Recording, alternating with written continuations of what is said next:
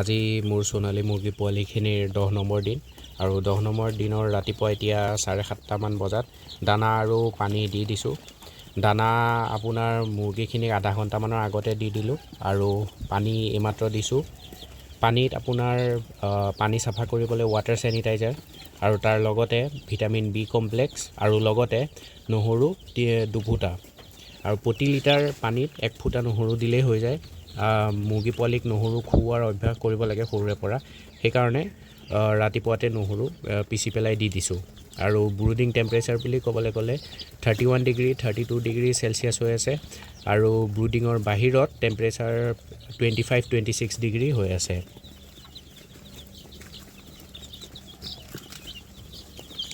এতিয়া সোণালী মুৰ্গী পোৱালিখিনিৰ 10 নম্বৰ দিনাৰ দুপৰীয়া আৰু ৰাতিপুৱা দিয়া দানা এতিয়া দুপৰীয়ালৈ শেষ হৈ গৈছে। দুপৰীয়া প্ৰায় 12:30 মান বাজিছে।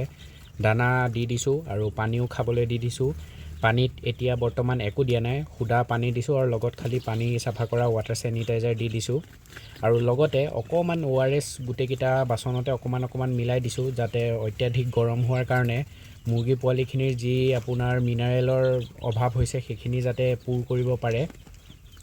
আৰু ভিতৰত টেম্পাৰেচাৰ বুলি ক'লে যথেষ্ট বেছি হৈ গৈছে। আপোনাৰ ঢাকনি নিদিয়াকৈ আৰু আপোনাৰ লাইট বাল্ব নজ্বলোৱাকৈ 33 ডিগ্ৰী চেলচিয়াছ হৈ গৈছে। সেইকাৰণে আপোনাৰ গোটেই ঢাকনি উঠাই দিছোঁ আৰু বাহিৰৰ পৰ্দাও অলপমান উঠাই দিছোঁ, যাতে মুৰ্গী পোৱালিখিনি অত্যাধিক গৰম পাই কষ্ট অনুভৱ নকৰে, সেইটো কাৰণে। আৰু আপোনাৰ বাহিৰৰ টেম্পাৰেচাৰ দেখুৱাব গ'লে এয়া চাওক।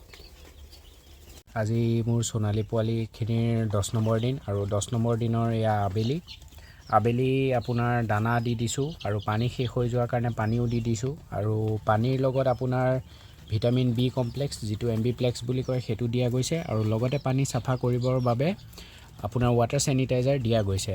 আবেলিও আপোনাৰ টেম্পাৰেচাৰটো যথেষ্ট বেছি হৈ আছে, যিহেতুকে আজি যথেষ্ট গৰম দিছিলে, সেইবাবে এতিয়াও লাইটটো অন কৰা নাই। ভিতৰত টেম্পাৰেচাৰ এতিয়াও 32, 31, 33 এনেকুৱা হৈ আছে টেম্পাৰেচাৰ, সেইকাৰণে লাইট অন কৰা নাই। ৰাতিকে লাইটটো অন কৰিম।